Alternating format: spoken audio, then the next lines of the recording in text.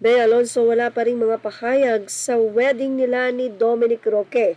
At hindi lang yan, tila kinumpirma ng aktres na wala nang mangyayaring kasalan. Yes, kamakailan lamang ay wala ngang mai-update si Bea Alonso hinggil sa mga tanong kung kamusta na nga ba ang preparation nila ng kanyang fiancé na si Dominic Roque sa kanilang wedding. Pero puro wala nga ang naisagot nitong si Bea Alonso, as in ayaw niyang magbigay ng anumang detalye hinggil dito. Ayon din sa naging interview sa kanya ng PhilStar kamakailan lamang, ay sinabi ni Bea Alonso na ang acting daw ang kanyang buhay.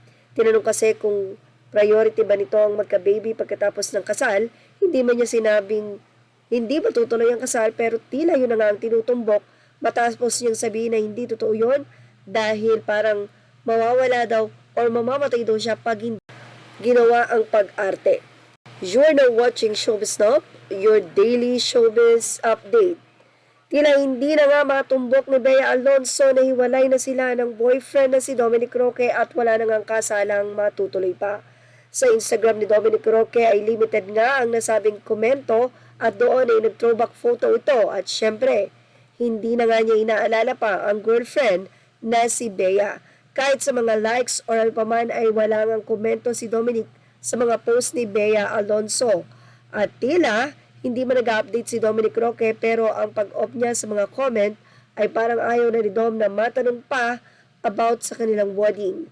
At syempre, mukhang darating ang mga sumusunod na araw ay magsasabi at malalaman na nga rin ang katotohanan na hindi na nga matutuloy ang kasal. At ang dahilan daw ay ang hindi pagbibigay ng buo nitong si Bea Alonso sa kanyang sarili kay Dominic Roque dahil ang pag-aartista pa rin ang priority nito at syempre priority pa rin niya na kumita ng pera. Kaya naman maraming fans ni Dominic Roque ang ngayon ay inis na inis kay Bea Alonso na nitong naging say.